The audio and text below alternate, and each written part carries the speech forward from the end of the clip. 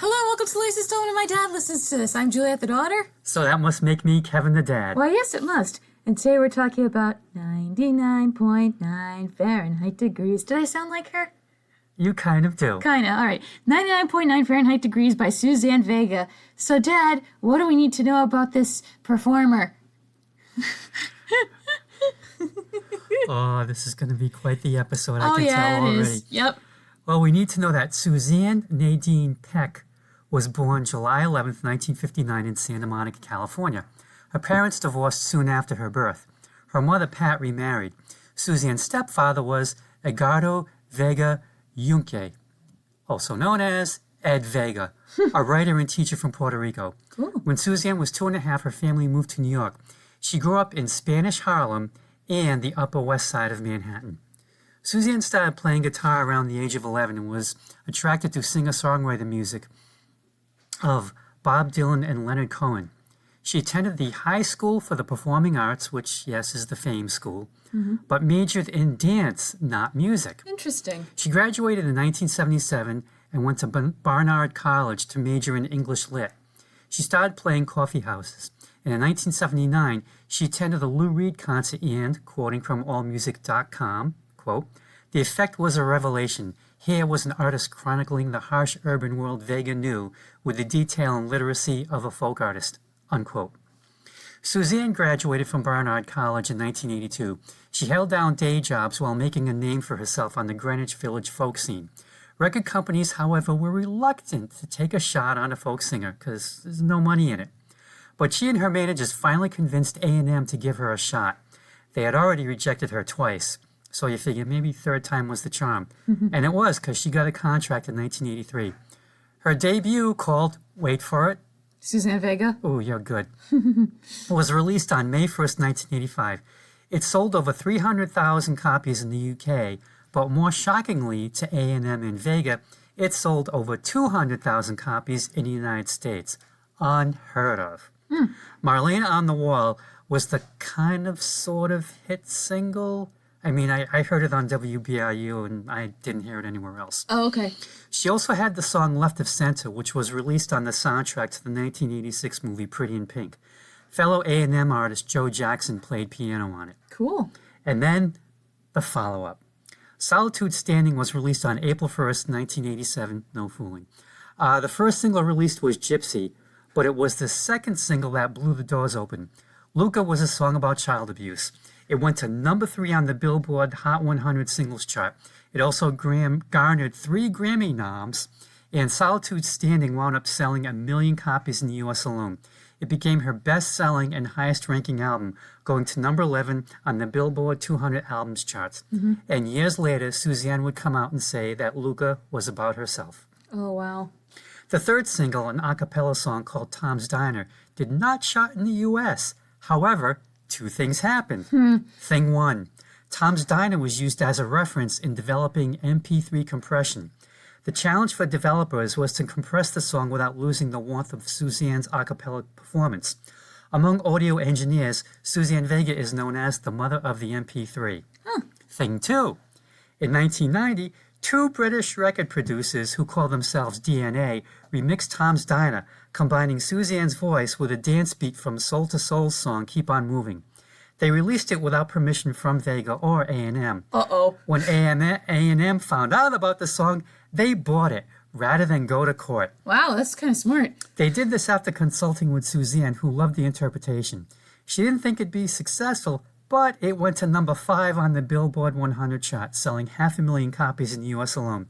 And believe it or not, in 2015, Giorgio Moroder released a version of Tom's Diner with Britney Spears on vocals. And the thing is, it's really, really good. It is really good. And the video is very 80s. It's like I thought I was 80s. watching Tron outtakes. That's what I thought, too. And I remember, I was talking to Mike about, I'm listening to Suzanne Vega, and he's like, oh, she only has one good song, Tom's Diner. I'm like, did you know Britney Spears did a cover of it? And he goes, no. And I played it for him, and he's like, wow, this music video is really great.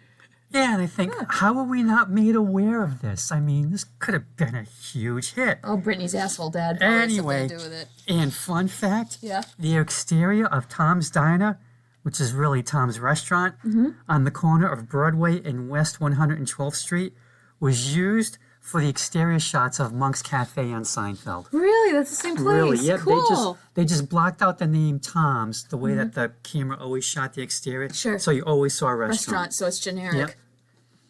Now, Suzanne Vega's third album, Days of Open Hand, came out on April 10th, 1990. The sound was a bit more experimental. It got decent reviews, sold 1 million copies worldwide, but no hit singles. But it did win a Grammy, though, for... What? Best New Artist? Best Recording Package. Oh, that's a weird title. Now, with the remix of Tom's Diner being a success, Suzanne was looking for new ways to broaden her musical approach. She hooked up both professionally and personally with producer Mitchell Froom on her fourth album, 1992's 99.9F. It was definitely a radical departure. One of the singles, Blood Makes Noise, hit #1 on Billboard's Alternative Songs chart, and the album went gold in the U.S. Suzanne and Mitchell got married and had a daughter, Ruby, born in 1994. Her fifth album, 9 Objects of Desire, came out in 1996. Mitchell produced this one as well. It wasn't as experimental as 99.9, but it was still different, incorporating jazz and bossa nova. Oh, cool. And it also contains my favorite song by her, Caramel. Do you have that one? I mean, I listened to Caramel, but do you have the album? Yeah, I do. Okay, we'll probably cover that at some point. Okay. Yeah. Then, What? Troublish. Oh, great. You know, it's always bound to happen. It's always trouble. Seems Mitchell forgot he was married to Suzanne as he was seeing singer Vonda Shepard. God damn it. Suzanne and Mitchell divorced in 1998, but she would remarry in 2006 to lawyer-poet Paul Mills, who first proposed to her in 1984. Oh, wow. Oh, okay. So it only took 22 years. She released a book of song lyrics, poems, and essays called The Passionate Eye. Her sixth and last album for A&M, Songs in Red and Gray, came out in 2001. A&M put out a best of in 2003 called Retrospective, The Best of Suzanne Vega. It was 21 songs. Now, I have the 2-disc 41-song version, which also has a DVD with 12 music videos. Oh, God. I kind of want to cover that one. I really don't. In 2007, Suzanne signed with Blue Note Records and released Beauty and Crime. It won a Grammy for... What? Best Engineered Album, Non-Classical. Okay. Man, they come up with Grammy names for everything, don't they? They do. Everyone gets a Grammy. You could wipe your ass on a vinyl and say, hey, here's a Grammy. You know, it'd be Grammy for Best Ass Wiping on Vinyl. Sure, why not? That could be a category. In 2008, she formed her own label, What? Amanuensis Productions, or Amanuensis Productions. I still don't know how to pronounce it. Listeners, if you know, you let us know. Anyway, from 2010 to 2012, she released an acoustic 4-album series called Close Up. Basically, she re-recorded a lot of her back catalog, but just her and a guitar. There were 65 songs in total, with 5 of them being new. Each volume revolved around a specific theme. And in 2011, she wrote a play with Duncan Sheik. Oh, yes. Called Carson McCullers Talks About Love. She starred in a one-woman production which alternated between monologues and songs. She released an album based on the play in 2016. And if you look at the album cover, it's a picture of Suzanne as Carson McCullers, and the resemblance is just so uncanny. It's amazing. Her most recent album is 2020's An Evening of New York Songs and Stories, recorded live at the Cafe Carlisle. Oh, cool. And she's been eligible for the Rock and Roll Hall of Fame since 2010. I don't think she should get in. And don't get my dander up. And she's also name-checked in Quentin Tarantino's Pulp Fiction. Really? When? I forgot this. When John Travolta's character, Vincent Vega, goes to pick up Mia Wallace, played by Uma Thurman, she asks him if he's related to Suzanne Vega. She's my cousin. Really? Yep. As for me, when Suzanne Vega first came out, I kept hearing about her without hearing her music. It was like all these articles everywhere and different music magazines. I thought, I have not heard anything by her. What is this? But eventually, I did find out on the radio, because BRU, again, started playing Marlena on the Wall. So I got her debut, and I got Solitude Sting, and I thought, okay, these albums are all right, because I liked about half the songs on each album. And I bypassed Days of Open Hand. But when I heard Blood Makes Noise on BIU, I was stunned. Like, this is Suzanne Vega? What? Yeah, I just couldn't believe it. So I bought 99.9 and played it and played it and played it. And then you know what I did? I played it some more. And it was a good thing I hadn't met your mom yet. Because I don't think we'd be where we are today because she's not really a fan. No, she's not. When we told her that we were covering Suzanne Vega, she went, ugh. I picked up 9... She really hated it. I picked up 9 Objects of Desire. Well, the thing was, not to sidetrack, but what the hell. Yeah, she's never been crazy about Blood Makes Noise, but I did play Caramel for her, which she did like. I think it's just she only knows her from Blood Makes Noise, and she just does not like that song. Yeah. Anyway, I picked up 9 Objects from Desire when it came out, and was just a tad disappointed because I was expecting 99.9 Part 2, and I didn't get it because it's not as radical. But eventually, it crept up on me, and I love that album, and maybe even just a little more than 99.9. I've seen her twice, once in 1987 at the VMA, or I guess you call it the Vets these days, on the Solitude Standing Tour. And at one point during the show, she addressed a rumor that I had heard earlier on the day on WBIU that she and Bill Mummy, Lanier from Babylon 5, were brother and sister. Oh, for other listeners out there, he's also that kid from the Twilight Zone episode who can control the world. And he's also Will Robinson in Lost in Space. Yep. Anyway, so she addressed the rumor? Yeah, they weren't. No. They weren't related. And the second time I saw her was either late 1996 or 1997 at Lupo's Heartbreak Hotel when it was located in the old Peerless building on Westminster Street. Pete Thomas from Elvis Costello and the Attractions was on drums. It was a really good show. I think I went with this guy Vincent, who was the husband of your mom's friend Cheryl. Oh, yeah. And then they kind of fell off the earth, and we have no idea what happened to either of them. If you're out there, Vincent, hello. He may or may not be alive. I don't know. God. We still haven't gotten a definite answer. Anyway, let's jump into the album, shall we? All right. And let the fur fly. Timber! Okay. First song, Rock in This Pocket, Song of David. Okay. The opening has the same horrible clang from the Ten Commandments when the Egyptians would ring their gongs. It kind of does. Yeah. I wonder if that was intentional. The one that makes us go, ugh, every time we hear it in the movie. Okay. This sounds like the music that would play at a cafe open mic night that would annoy people. Which is why I don't think Mom likes Suzanne Vega at all. But I love her voice. I really do. And I think it suits the music. This song is about differences in perspective. So small to you is so large to me, and if it's the last thing I do, I'll make you see. I like the techno sound she's trying here because it's different, and I like her voice, but together it's just not my style. Giving edgy coffee shop performer who no one wants to listen to, and you're only there to support your friend's set. Uh-huh, I've done that. Oh, I've done that too. Chuck, you owe me. Well, I wasn't going to say that out loud, but okay. Oh, I have no qualms about that. Had to sit through a lot of crap to get to his set. Once on my birthday. Worst birthday ever. Thanks, Mom. Anyway, this is the story of David versus Goliath, which can be found in 1 Samuel chapter 17. Yeah. The Philistines, or Philistines, depending, occupy one hill of the valley of Edah. The Israelites occupy the other. Goliath is with the Phillies, not from Philadelphia. He's 9'9" and issues the challenge that just someone come out and fight him. Winner gets to rule over the losers, no takers. This goes on for 40 days, where he just keeps coming out and says, hey, anyone want to fight? No? Okay. But you think at some point he would have realized, we can totally take these guys. Yeah. But he just wanted a one-on-one. He's vain that way. Now, Jesse had 8 sons. 3 of the oldest went off to fight for Israel. David was the youngest, but he's staying at home tending sheep. One day, Jesse has David bring grain and bread to his brothers on the front line.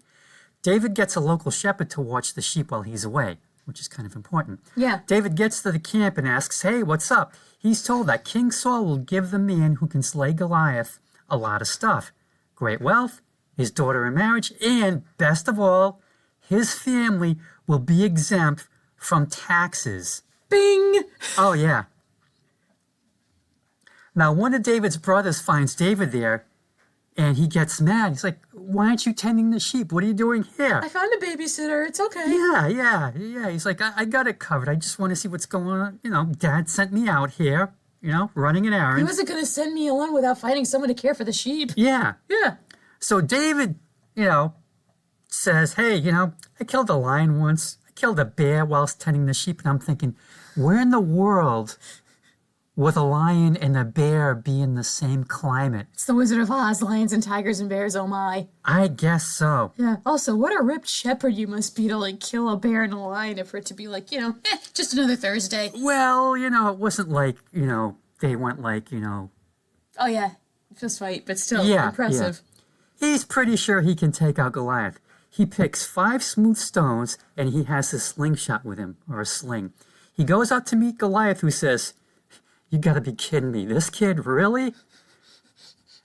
David takes out stone number 1, hits Goliath in the forehead, and down he goes. Now get this. That.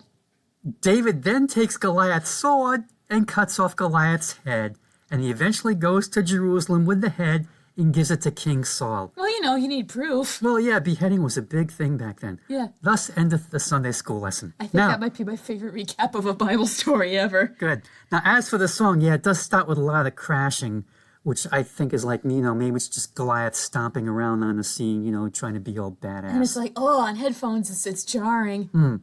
Then it gets quiet, and Suzanne, as an ever so polite David, says, excuse me if I may turn your attention my way. And what's so small to you is so large to me, and if it's the last thing I do, I'll make you see. And, well, we kind of already know how the song turns out. Yep. And the song ends with more clanging, which I'm assuming is probably this time just Goliath falling. And as such, the music falls apart at the end. And I love this song. I love how it sets up the rest of the album. Suzanne obviously does not have a Whitney voice or Mariah voice, thankfully. Her voice is very, I guess, calm, for lack of a better word. Mm-hmm. One website writer said it really well, in that she's never shown off vocally. She doesn't indulge in vocal histrionics or hitting in extreme high notes.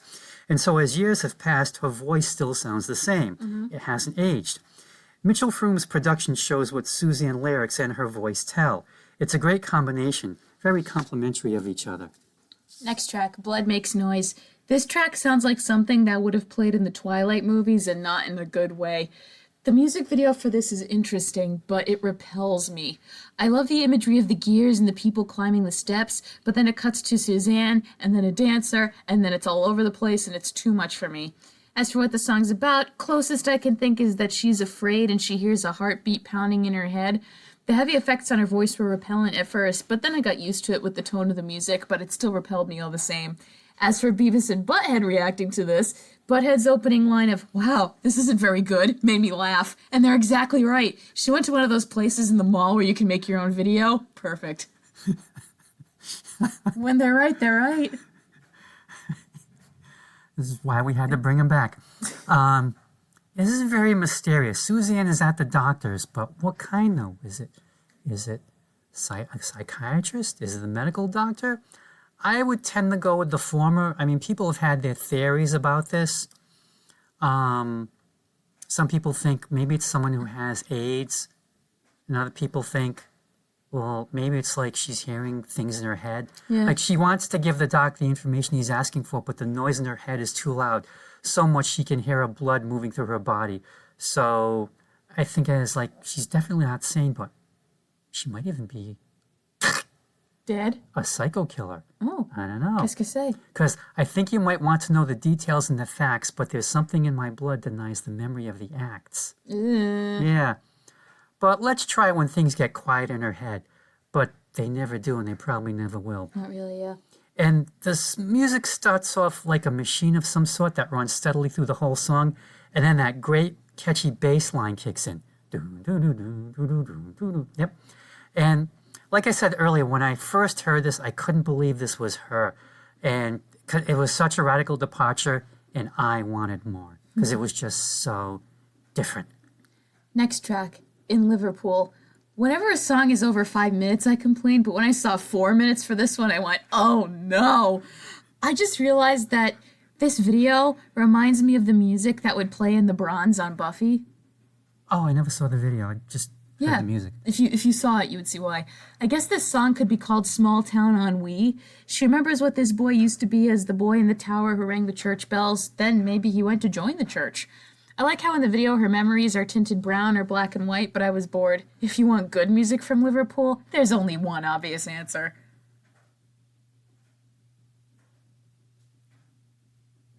You're kidding me. For those of you who can't see, obviously, because this is an audio format, Dad gave a puzzled look and looked off into the distance, and I was like, come on, you can't be serious. I know who you mean. Yeah, Jerry and the Pacemakers. Anyway. Shut up. Suzanne's in Liverpool on a Sunday, and I kind of looked at it as like she's thinking about someone who it sounds like she recently broke up with, and it's quiet, except for some boy in a belfry making like Quasimodo ringing the church bells. Or like that John Paul, George and Ben book where Paul Revere is just ringing the church bells and then he has to go out of the belfry to the silver store and he's just yelling at the top of his lungs. Yeah. Because it's like he sounds like he's missing something or someone he knows he can't have. And if he isn't, I certainly am. And ultimately she realizes there's no reason to remember this ex now. And the only thing that she will remember in Liverpool is the boy in the belfry and Jerry and the Pacemakers. Anyway, once again, Mitchell Froome gets a machine of some type chugging away, but only for the verses.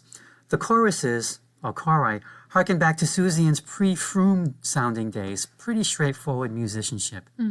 Next track, 99.9 Fahrenheit degrees. I think I'm used to this song because I remember hearing it in your car before. Suzanne's voice here has... Oh, when you were in the car seat and there was no escape? Yeah, but I liked it. Excellent. However, we're going to talk more about that. Suzanne's voice here has the intimacy of an ASMR video with how close her voice is to the ear, and I love how the song is mixed.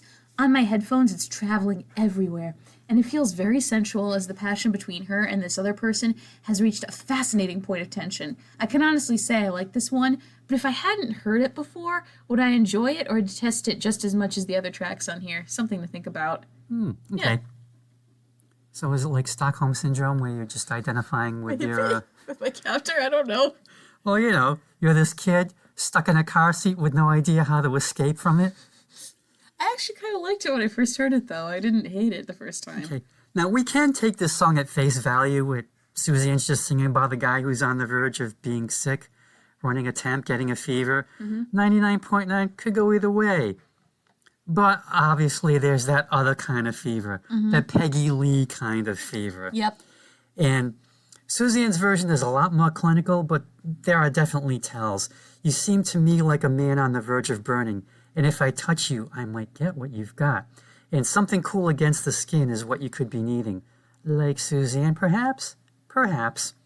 And the way she sings those last lines, she sounds dreamy, alluring, tempting, because you know what's going to happen. And I also think that's why you said, like, her voice sounds, like, really close. Yeah, because like it's she's intentional. Like, it's a she could be seduction. talking into this guy's ear or singing into this guy's ear. And I want to just, I didn't say this earlier, but I figured I should put it in some point.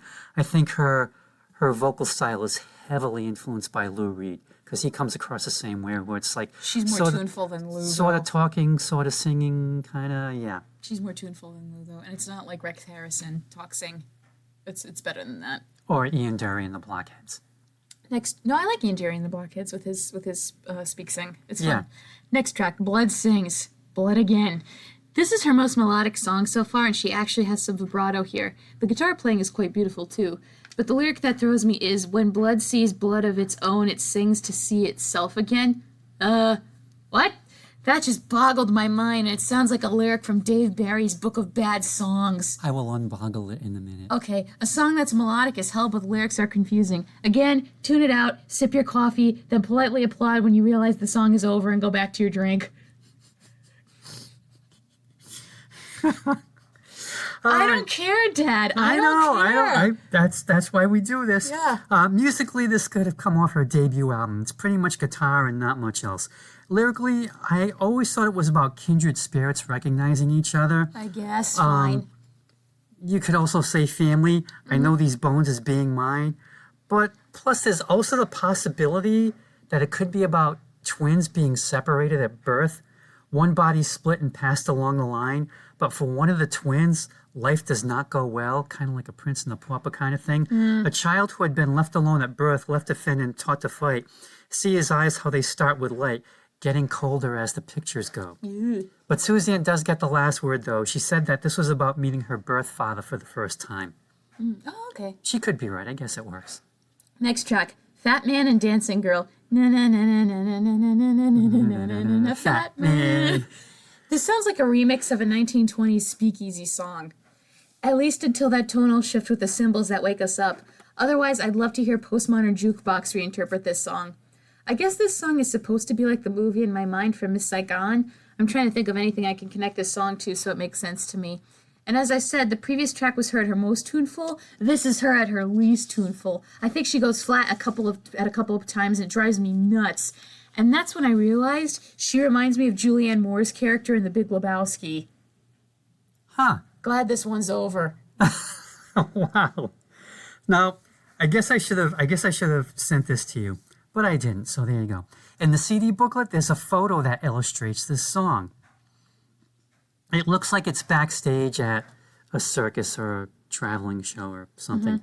There is a man with a megaphone, and next to him is Suzanne as the girl with the hand covering most of her mouth.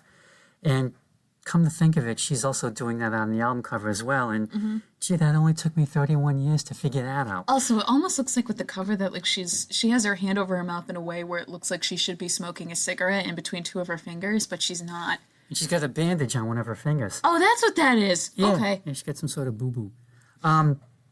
Anyway, I've always taken this song at face value, probably because of the photograph. And, you know, it's just describing the goings-on at some circus/traveling show, carnival thing. The megaphone man and MC Billy Pearl both seem to be vying for the girl with the hand covering most of her mouth. And one thing's for sure, Suzanne does not like that monkey at all. And Mitchell Froome's production gives it the carnival atmosphere, right down to that bell sound you only hear at the circus, or maybe the Ten Commandments. And since we did da-na-na-na-na-na, Fat Man, got a riddle for you. What? What do you call Batman and Robin when they get run over by a steamroller? Oh, I've heard this one before. Flat Man and Ribbon. Very good. Yep. Next track, if you were in my movie. Dad, I'm going to shock you. Go ahead. This is my favorite track on the whole album. I'm shocked. And the reason why, I think, is it could have easily been used in the soundtrack of Tom Tykwer's Run Lola Run, that German movie. Oh, yeah. Yeah. I love that opening with the guitar and bass, and then we get spoken word, which threw me at first, but then I realized she was speaking with the cadence of a director on set. Then it hit me. Is she making a movie or an adult film? Because we got the doctor, the detective, and the priest, and it all involves these characters doing something physical to another person. And it sounds seedy as hell. Is this my favorite Suzanne Vega song on here? I think it might be. Yeah, and I was not expecting that. Holy crap, this might be my favorite, and I kind of know what to say. This is like when I was obsessed with Who Done It by Phil Collins, out there and bizarre, and I enjoy it. Who Done It? Was it you or was it me? Oh, it's Genesis. Oh, That's Genesis. Well, yeah, Yeah. sorry, I didn't know that was solo stuff. But yeah, I love that song. Yep. Okay. So I kind of looked at it as like Suzanne seems to be having cinematic fantasies about a guy. She places him and her, I gather, in 4 different scenarios. 1, he's a doctor who can lay his, I like this phrase, diagnostic hand upon her belly and her throat. 2, he's a detective examining her for motive. Yeah. I need to examine very closely for motive, ma'am. Yeah, that's why I thought adult film. This is an adult film, not a movie. 3, he's a priest coming to confession to give a girl a thrill. You could save her from her passion, keep her body in check. This is pre-Fleabag. Yeah. Yep. Yeah. And 4, he's a gangster with a double-crossing blonde. And the song ends with Suzanne singing If You Were in My Movie about 27 times. Yeah. She really wants this to happen. And the instrumentation gives it all a dreamlike fantasy feel. Next track, As a Child. Oh, I hate that pipe organ in the background. I just don't like how they made the choice to use that instrument here, playing the same note sequence over and over. And I didn't want to listen to the song anymore because it just kept going. And it was right in my left ear. And when there's one thing in a song that really bothers me, holy shit, I turn it off. But I can't for this, so I just sat there irritated, like that meme of Pengu sitting on the chair with his arms crossed, that little pissed off penguin. She tries new things, but when I don't like it, I want her to stop. 'Cause she should. Don't care about the rest of the song at all. Back to you, Dad. Thank you. Well, to me, this seems to be about a child who's a loner who keeps to herself. She has a doll with glass eyes that gives off a secretive stare, and she seems to have a life. And next, she's outside with a stick, digging up a crack, using the dirt to form a town. And I think, oh my God, that's the saddest thing I've ever heard. Like, she just got a stick and some dirt and, go have fun. We all drew stuff in the dirt, though, as kids, didn't we? I did that with a stick, and I wasn't sad. Okay, all right. But the townspeople depend on the girl not to hurt them by banging that stick down. But even these imaginary townspeople seem to have a life. And then finally, the girl takes a look at herself and wonders why she can't move. Her hand's on the doorknob, one foot is on the sidewalk, but there's too much to prove. It's like she needs to get out there and interact with the real world and learn to have a life of her own. Mm-hmm. But, is she gonna do it? She probably should. And yeah, the music does seem to have a sing-song quality to it, giving it that childish sheen to it, as it were. I like it. Next track, Bad Wisdom. This is either about a girl getting her period for the first time and feeling unclean, or teenage pregnancy.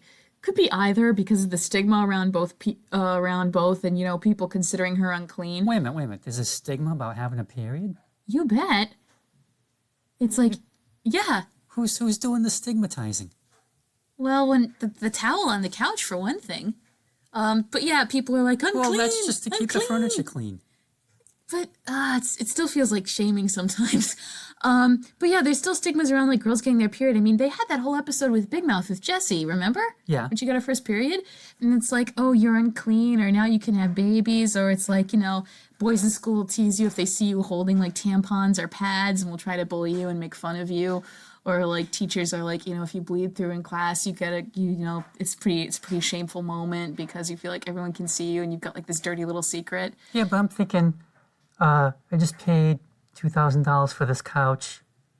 Kind of would like to keep it neat. But it was only like one dot and I can clean it easily.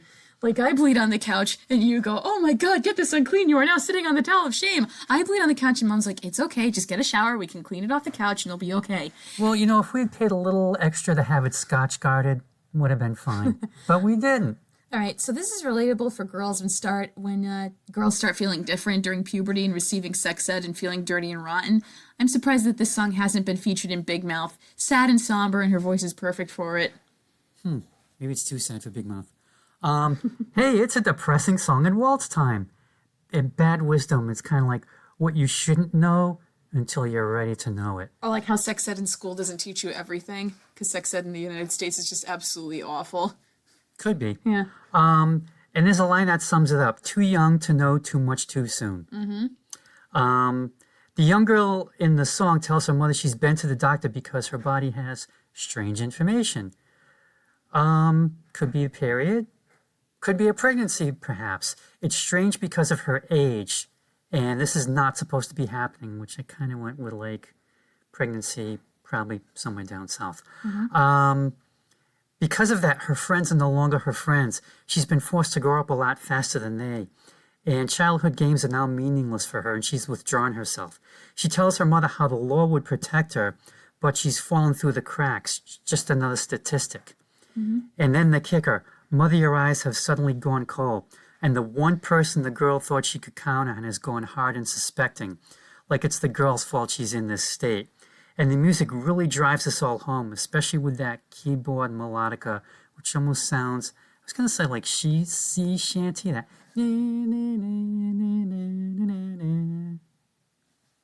I don't know if that's a sea shanty kind of thing. It sounds like the music that plays when Snoopy's dancing with the bunnies. And it's the Easter Beagle. Not as happy, though. No, but if I can see that, key, yeah. Yeah. Next track, When Heroes Go Down. Cheery music, what the heck is this? But it's not. It's about the fall of heroes, and it's a quickie, just like the kinds of fall she sings about. You could also say this is applicable to today, where when someone's misdeeds go viral, kiss your heroes goodbye. And this is jaded but true. These last two songs in a row are very much somber reminders about the world we live in. Much like Bob and Leonard, only she's able to do it in less than 3 minutes. Mm-hmm. There are people who are turned into idols, and it took them a long time to get up on that pedestal, but it only takes an instant for them to fall off. Mm-hmm. Though these days, thanks to the interwebs, It's even faster. We're talking like, speed of light. Canceled. And then their past gets dredged up. Oh, this happened 40 years ago. Why didn't we know back then? Oh, my God. In some cases, it's legitimate, and it's like, holy shit. Well, there are other things where it's like, you can go back 40, 50 years. And I think sometimes it's just so some people today can just feel morally superior. Yeah, that's true. And you kind of miss the point of like, it's so easy to play Monday morning quarterback morally. Because, as a human race, we're constantly evolving. We're trying to improve and be better. At least that's at least that's the goal. Mm-hmm. And it's like, oh, how could we have missed the signs back then? And probably because we were too busy worshiping them. Mm. And then we turn against them and we hate them because we found out they're just as human as we are. And we don't want that. Mm. We want them to be better than we are. That's why we have Superman and Batman and Spider-Man and Wonder Woman and Supergirl and all them. Mm-hmm. And then she nails it. When heroes go down, man or woman revealed, do you show any kind of mercy on the battlefield? Nope. Mm-hmm. This is the shortest song on here, clocking in at a little less than 2 minutes. Yep. And it rocks. Okay. It does. All right, fine. Don't care. Next track, As Girls Go. That opening is messy, messy, messy. I see this song as being about a trans woman. If it is, the only part that hasn't aged well is the let's sneak behind the curtain bit, which we know now is a bad message about trans people, like, oh, they're hiding something, which, no, they're not. If this is the story that Suzanne meant, this is actually pretty progressive for the time. But I'm just waiting for the album to be over at this point so I don't have to listen anymore and I can do actual stuff. Great guitar solo, though. Oh, you can't do stuff yet. Yeah, Suzanne did write this about a girl who was a waitress who would flirt with Suzanne whenever she came into the restaurant. And Suzanne felt a little odd about that, more so when she found out the waitress hadn't started out life as a girl. And Suzanne is just really curious about this girl. Still kind of looked like a guy. I never thought to wonder why. Did you ever keep the date with the steel side of the knife? Doesn't matter to me which side of the line you happen to be at any given time. Now, you got to keep in mind this song came out 31 years ago. It's 1992. And transgenderism, if that's a word, I hope. Being transgender. Thank you. Was not as common back in 1992. Well, it might have been, but it just wasn't as widely discussed in the public discourse. Well, as someone who was alive in 1992, it was just something that never crossed your brain. You never really heard about. Mm-hmm. I think Suzanne's curiosity was very sincere when she wrote this. She was just really trying to understand this person. Mm-hmm. Yeah. Next track, Song of Sand. Some lovely acoustic guitar here. This is another example where the lyrics alone could be a short poem and it'd be perfectly fine. No joke, it even sounds like something straight out of a poetry session. The last stanza in particular seems heavily inspired by Blowing in the Wind. And that distortion that sounds like strings starts out beautifully, but then becomes eerie and puts you on edge. Great note to end on. Mm-hmm. Is this her Gulf War song? Maybe. It could be, maybe, especially with the second verse about war. But you know what? Ultimately, I have no idea what this song's about. But to me, the strings really make this song, and that's kind of all I really have to say about it. We end on an enigma. Overall, Suzanne's music is just not for me. It's nothing to do with her voice, it's what it needs to be for this genre. But to quote Butthead, wow, this is kind of bad. Although I did enjoy one song, but that's the only song I will ever go back to re-listen to. If you like her, fine. Just know that her stuff's not my cup of tea. Okay. And that's it.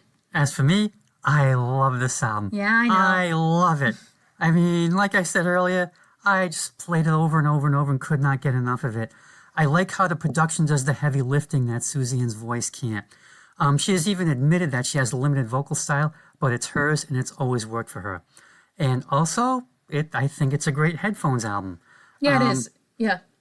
And again, this was such a radical departure from her first three albums, which were they were a lot more folky. I highly recommend this album and even its sequel, 9 Objects of Desire, which I don't know if we'll ever review someday.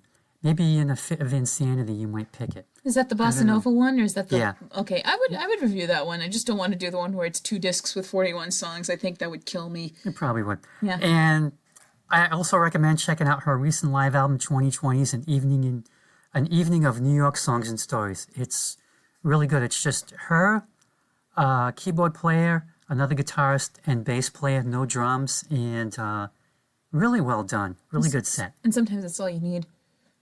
All right. As always, thank you for listening to the latest installment of My Dad Listens to This. Like, comment, subscribe, and all that jazz. Remember, the more you interact with the video, the greater chance we have of appearing on the YouTube homepage. If you follow me on social media, I post the episodes there. If you're friends with Dad, tell him what you want to listen to, and he'll email it right to your inbox. And as always, if you like what we do, feel free to leave a little tip in the Ko-Fi tip jar. Thank you for listening to the latest installment of My Dad Listens to This. We will be back next time with another album to nitpick and gripe about. Dad, anything you want to say before we sign off? My name is not Luca.